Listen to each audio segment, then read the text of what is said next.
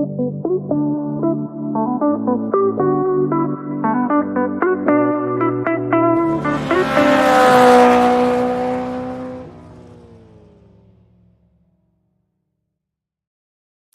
is up, everyone? Welcome to a live episode of F1 Fantasy Pole Position. It is Saturday, October 26th, 2 p.m. Europe time, or yeah, I'm in Germany. So, whatever time that is with you in the world, just to timestamp this.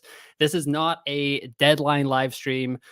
It's just kind of getting my thoughts out here after FP2, after FP1. And yeah, we didn't have a lot going on, but drop a comment if you are watching or listening or whatever, wherever you are in the world. Greatly appreciate the support. But yeah, F1 Fantasy is back. We've got a deadline tonight before qualifying, and there's a lot to think about. However, Friday was not as revealing as I was hoping it was going to be, unfortunately, because of FP1. We had a crash with Alexander Albon. We had in FP2, we had a crash with George Russell. And then the Pirelli testing also didn't really get us as much data as we would want from F1 Fantasy to kind of make our decisions. So there is a lot going on. I am wearing a Ferrari shirt for a reason, because I'm thinking about bringing some Ferrari assets into my team, some more Ferrari assets into my team. My current lineup right now here is just outside top 7,000 in the world. I got Lando Norris, Oscar Piastri, Frank Colapinto, Valtteri Bottas, and Zhou Guanyu with Ferrari and McLaren as the constructors. Let me know what your lineup decisions are heading into the Mexico Grand Prix, what your budget is, what you're thinking about, and then we can just discuss it. Probably just going to kind of go through some info here for the next 20, 30 minutes, however long we have to go, and then I will get out of your hair. So, like I said, this is my squad right now. The 2X is going to be on Lando Norris if I go with this squad right here. I've got 3 free transfers heading into Mexico. But in general, a lot of the drivers seem to think that Friday was rough. Like Max Verstappen had some engine issues. George Russell crashed in FP2. Lewis Hamilton, I don't really think I heard him openly complain on the radio all that much. Yuki Tsunoda looked all right, but Ferrari looked pretty strong as well. Ollie Behrman unfortunately had his FP1 cut short due to his collision with Alexander Albon, or it was really Alexander Albon colliding into Ollie Behrman, but that's probably for a different episode. And yeah, so Ferrari looks strong. The Sims suggest Ferrari. So let's get into that right here. This is from the excellent F1fantasytools.com. This is from their guy that does Sims writer here. So yeah, as you can see, it's a little dark there on the screen, but Leclerc 27.6, Norris 28.8. They are leading the pack right now. But what's really interesting here is to look at Verstappen, Sainz, and Piastri. Piastri is at 21.8, Sainz at 21.9, Verstappen at 21.6. Like I said, Red Bull seem to have some engine troubles with Verstappen's car specifically. And also, like, Sergio just didn't really have a good Friday either, complaining about like the ride in general, not really going all that well. And this is where I'm kind of like, I'm 0.1 million short of getting to Charles Leclerc after my decision to go with Oscar Piastri over the Ferrari driver last week in Coda. So I'm 0.1 short. And my thinking is that Carlos Sainz is still a B tier asset. So if I drop down to him from Oscar Piastri, and he has a fairly good weekend, he could shoot up 0.3. If Leclerc can just have an okay weekend, or it can be a kind of high scoring average weekend, then he could possibly only go up 0.1, and then I could get up to Charles Leclerc for the Brazilian Grand Prix next week, where it is a sprint. I'm anticipating a lot of teams that have not used their extra DRS boost chip that have the budget will be playing it in Brazil. It was pretty popular last week in Coda.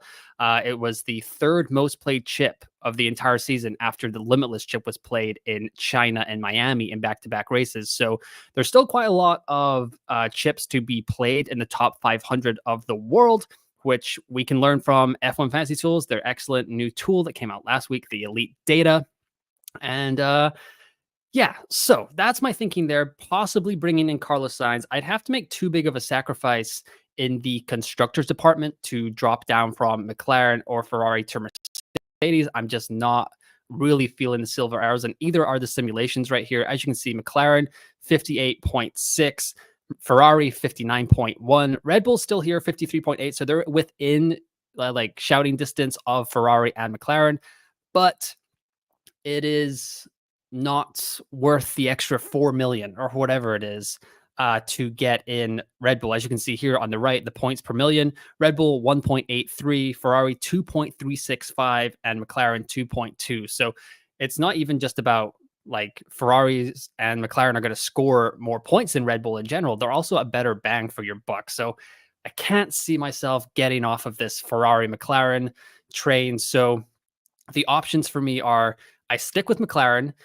which a lot of this is going to come down to what FP3 looks like tonight. Reuter has said that he is going to wake up. I believe he's in Australia. He says he's going to wake up, do some FP3 sims for us, which will be greatly appreciated. I will not be doing like a deadline live stream or anything like that. This is my last piece of content for the week, but I will be back on Monday with a race review, like straight at the blocks for the Mexico Grand Prix. So yeah, so we're gonna have to wait for that FP3 stuff, see what we learn, see if there's like we've already had like 2 crashes. So is that gonna, or is there gonna be a third one and another free practice? We'll see how that goes. But if we go back over just to indulge myself into my team here and kind of just like, what am I thinking? What could I do here? So if I dropped out, I've got 3 free transfers, like I was saying. Let me know in the comments. Just drop a comment, drop a like, drop a subscribe to the YouTube channel, and let me know what your lineup decisions are, what you're thinking about heading in to the Mexico Grand Prix tonight. The lineup block is in 8 hours and 53 minutes, as you can see from the timestamp here. So if I drop down from Oscar Piastri to Carlos Sainz, leaves me with 2.1 million in the bank. That's enough to get me out of the double Sauber lineup. And I did notice that in FP2, Zhou Guanyu was kind of talking about his engine cutting out and like was not feeling very comfortable with the ride at all. I don't really trust Sauber like at all. So that is unfortunate to have double them in my squad. But Valtteri Bottas, Mexico is supposed to be a low grip track. He's kind of known as a low grip specialist. I don't think it's really going to matter because that Sauber is such a tractor on the grid right now. So very unfortunate there. However, if I drop down from Oscar Piastri to Carlos Sainz, which if you looked at the projections, we can go back to that after this, really not that big of a gap. It gives me enough money to get Zhou Guanyu out of the squad, and I can get into the Pierre Gasly, Alexander Albon range. Don't mind that at all. There is also a world where I take out Lando Norris and go triple Ferrari, which is pretty scary, just to like go all in like that. I do have the autopilot chip remaining in my back pocket, so would prefer. I cannot get to. So Nixie is over here. Has been on some of the live streams before. I cannot. I am 0.1 short because I went with Piastri last week. So that means that yeah, I'm 0.1 short. I can't get to Norris. And well, I can get to Norris and Leclerc, but I'd have to sacrifice Ferrari or McLaren. And I just don't think Mercedes are going to get it done. And then I'd have to go up to Red Bull to even get anywhere. I wouldn't have the money at all. Coffee Corner Motorsport, thank you for joining. Hey man, how are you? I am good. I am not going to. I will be awake to watch the deadline live streams and qualifying and stuff, but it's going to be like 10 o'clock at night. I'm not trying to yell in my apartment complex, especially in Germany where they have all of these kind of complicated rules about when you can be loud, when you can't be loud. So not trying to get the cops called on me in the middle of qualifying. So that is why I am talking right now at like 2 o'clock in the afternoon instead of an hour before. However, that'll probably change in Brazil. Brazil's a better time next week. So getting to the 11.4 million gap here with the triple Ferrari build, that allows me to get into the Liam Lawson range. And if we go back over here to the projections, you can see that F1 Fantasy Tools is actually favoring Tsunoda over Bottas right now, or over Lawson. I'm not sure how that's going to play out after FP3. The vibes were a little bad with Yuki last week, and Lawson obviously coming from the back of the grid, scoring 20 points, like absolutely fantastic. We'll see how he gets on with like a proper qualifying and FP3. I'm hoping we get a lot of sims and also just in general that part of the paddock, the former Alpha Tauri, they had a pretty good race in Mexico last year. That's when they kind of kicked on at the end of the season. I'm wondering if that's going to happen again. Yuki looked okay in FP2 yesterday. I believe he was third, so he looked more than okay. He looked pretty dang good, if you ask me. But I can get to Yuki Tsunoda as well. So that is what the Sims are saying, and this is what F1 Fantasy Tools are saying. So right now, as you can see over here on the left, I got Ferrari, McLaren, Norris, Piastri, Colapinto, Joe, and Bottas. And if I was to make my moves, it is actually suggesting for me to go to the triple Ferrari build with Leclerc, Sainz, Tsunoda, Colapinto, and Joe Guan Yu. I think I'd probably slide down to this fourth option here with Lawson and Bottas, which is here. That's going to come in at 103.6 million, which is 2 points less than the 205.4 that F1 Fantasy Tools is kind of projecting for my team as of right now. But yeah, I don't know. I just don't really like that. It is interesting to see that pretty much in the entire top, I don't even know how many options there are here. In the top 20, they do not think that I should keep Piastri. There's one option here: Ferrari, McLaren, Norris, Piastri, Colapinto. Just keep the squad as is. 202 points is what they're expecting there.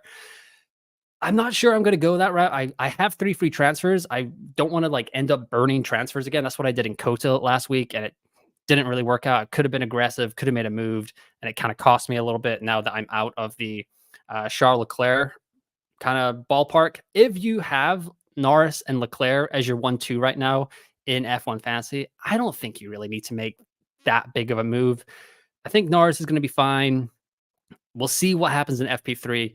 If you watch this for the rest of the time that it's on, I would say that FP3, you got to watch that. You got to wait for the Sims. You got to see what's coming out there. So that is something that you must do in F1 Fantasy today if you want to make some informed decisions, if that is possible, wherever you are in the world. But yeah, like I was saying, in the top 20 options, I've got one option here that is suggesting that I stick with Piastri. So the interesting thing here is Russell, Tsunoda, Colapinto, Joe Guan Yu. It was mentioned quite a lot on the FP2 broadcast. Sam Collins was talking about it. Are Mercedes going to rue their decision to not put an extra power unit or use an extra power unit in George Russell's car when they could have done it last week when he was starting from the pit lane? Anyway, as far as it goes for F1 Fantasy, that would be fantastic because then George Russell would be an option. I'm not sure if we're going to get that data before or that information before FP3. Hopefully we would, because that would mean like he gets out on the track and we kind of figure out what's going on with his car. So we'll have to keep our ear to the ground, our eye on our Twitter/X timeline to see if we get any confirmation about George Russell. But yeah, the Sims as of right now after FP2 are suggesting that my T1 squad that has 125.6 in the bank is going to make the move over to triple Ferrari, which feels good. I mean, Ferrari looked strong yesterday, so it's not bad. It's just kind of scary to go off of the triple McLaren lineup. Every time I've kind of gone away from McLaren, they seem to burn me or they have a great weekend. That's why like I said, it's really key to watch FP3 tonight. And then the Sims writer said that the Sims are going to be coming out about an hour before qualifying lock. So if you're watching a deadline stream with Rain, with Zach, with the Fantasy Formula guys, where Coffee Corner Motorsport usually is, not sure if he's going to be on there tonight. Maybe he's still around. He can let us know. Yeah, I'll be watching those deadline live streams, but I'll also be definitely keeping an eye on F1 Fantasy Tools for whenever they launch their FP3 Sims. That should be great. Nixie over here says, I think FP3 will tell quite a lot. I am not thinking about it too much before then. Yeah. I agree. I was kind of up in the air about doing a video at all because I do feel like FP1 and FP2 can't really tell us. But yeah, it's just kind of one of those things where I want to get my thoughts out there, show what the squads are kind of looking at here. If I actually go over to my T3 squad, this team is now like top 400 in the world, which is crazy. to kind of be that high. And I go over to the F1 Fancy Tools. So right now I've got Norris, Leclerc, Joe Guan Yu, Frank Colapinto, Liam Lawson with Red Bull and McLaren. Coffee Corner Motorsport saying we are live later. Yeah, hour before lineup as usual. So definitely go check those guys out. They do fantastic work as always. I will be definitely like checking in on them to see what everyone is up to on the fantasy formula, where they are thinking.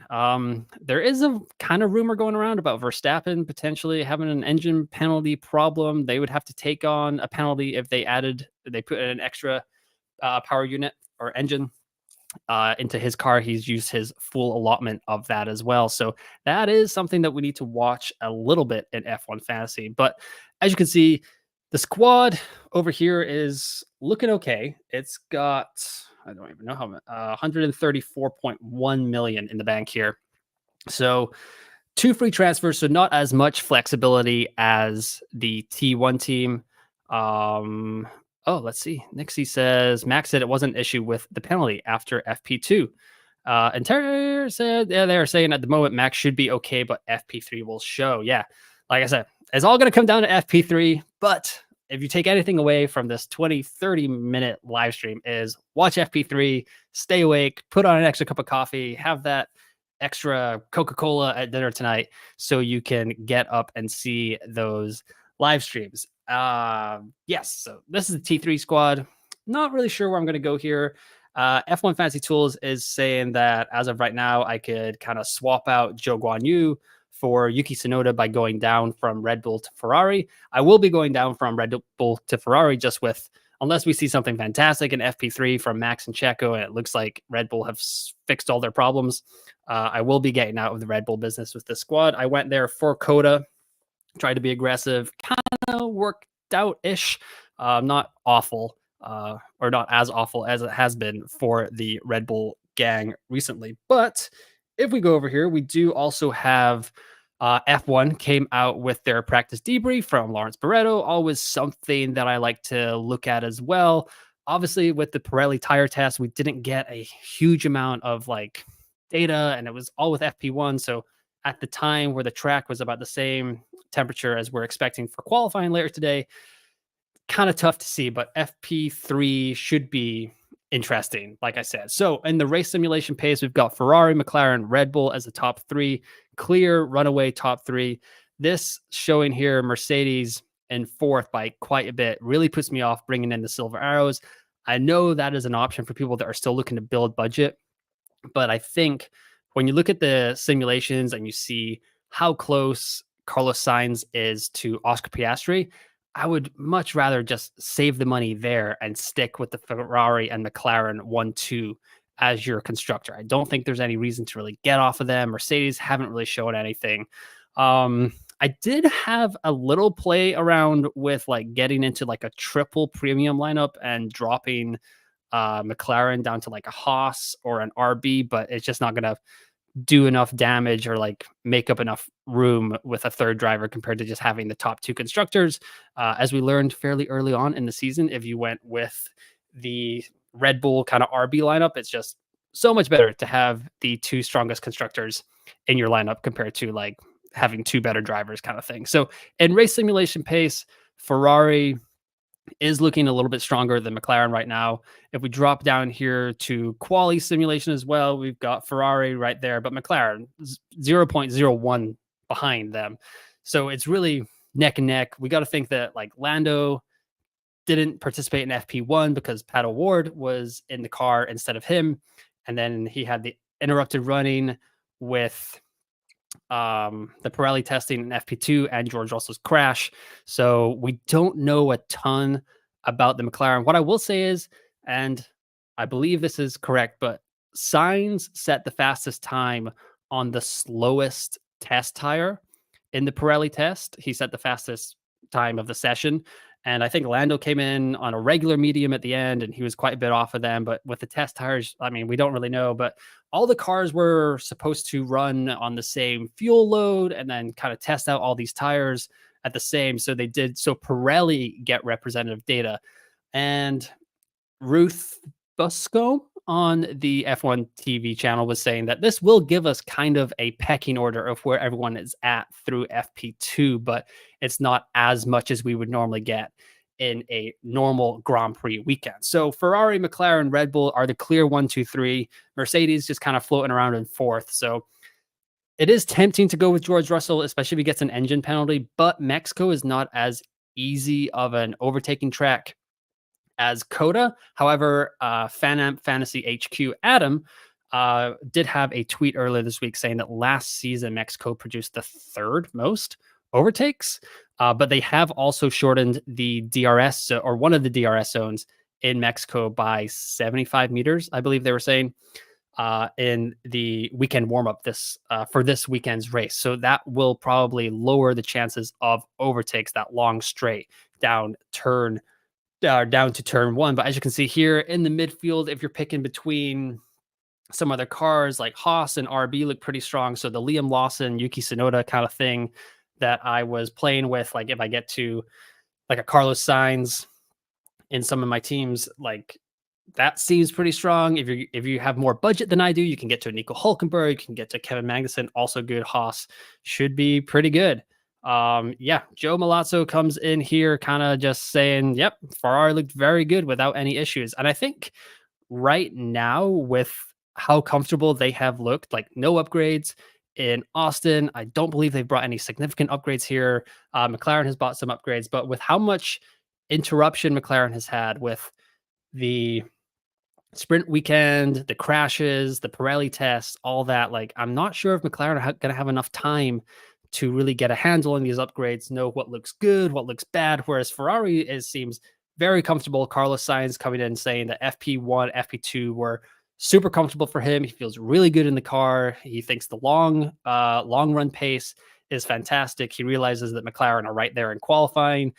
He thinks there's going to be a battle at the front, but also this time last year, Ferrari didn't show us anything, I believe, in the first 3 practices, and then they came out of nowhere on Saturday evening and had a 1-2 front row lockout. Didn't translate to the race all the way, but in general, Ferrari, they won at Monaco, they won at Monza. People say that Mexico is kind of a mix of these because it's like the maximum downforce, but like the slipstream of Monza. So maybe Ferrari has a pretty great chance here. And it does make it feel like the triple Ferrari is probably the way to go as of right now in FP2. But yeah, this is kind of where the F1.com kind of practice debrief is going here, saying that it is going to be kind of a battle between Ferrari and McLaren. And we go back over here to Ryder Sims. You can see, like, I have 3 free transfers. Is it worth using the transfers that could help me adjust to any like changes in Brazil when there's going to be other teams playing their chips that could like help me kind of catch up to them? Like if you play Fantasy Premier League, you're kind of like, okay, when is the next big wild card swing? What are the teams that are about to be really good in a couple of weeks for the next 4 or 5 weeks? You kind of want to be able to get there with your free transfers. So not using all my transfers would be nice. So I have extra room in Brazil to kind of wiggle, follow like wherever the template is going and keep up with the teams that will be utilizing a chip that weekend. However, I might use an autopilot just to have a chip to use in a sprint weekend. So that's not bad either. But yeah, like Norris and Leclerc separated by 1.2 points. And then Piastri and Sainz, not that different at all. So the Piastri to Sainz move feels like it's worth it for me right now, just because the budget building upside of Sainz while being super close to Piastri feels like it's a good option for me. That way, if Leclerc does have another great weekend and outperforms Oscar, like I'm not just like totally out of getting Charles Leclerc in for Brazil. So I kind of want to stay there. As you can see here, Mercedes not looking all that good. Oh, there we go. Full screen. Boom. 17.8 points for Russell, 16.5 points for Lewis Hamilton. That could change. That will change in FP3 if we learn anything about what is going on with George's car. Red Bull, Mercedes, Ferrari, McLaren, the top 4 by far. VCarb here, 21.5 points. kind of interesting. If you're in just like a punty mood, you want a budget building mood. If something is like, if you want to be super different in your mini league, if you're trying to catch up to someone desperately in your mini league. But I think I'm only going to stick around for like another 5 minutes. So if anyone has any lineup decisions or just general F1 fantasy questions, like when they should play their chips, just drop them in the comments right now and I will answer them away. Otherwise, we will just get out of here and we can enjoy our Saturdays before FP3 starts later this evening. I have lost my mouse. There it is. Nope, it keeps going away. So, anyways, one more tab here that I can show you is the kind of guesstimates for Reuters simulation for who may go up in budget. So as you can see here, Carlos Sainz, 52% chance he goes up 0.3, 20% chance he goes up a million. If he goes up a million, that would be fantastic for your budget building purposes. That way you could kind of turn him into, like, you can drop down another asset and then use that budget to move up and maybe upgrade Piastri to Leclerc if he is 0.3 or 0.2 away from Charles Leclerc heading into the Brazilian Grand Prix. 0.5 million. Here we go. Like Hulkenberg, Magnussen, really high percent chance. Bottas and Joe still there, but as you can see, over 50% chance that they go down 0.1 and over a 21% chance that, or a 21% chance that Bottas goes down 0.2, which would be a bummer. We are still in Oscar Piastri completing every lap of the season watch. Going down 0.7 is 10% chance, just like a DNF chance as well.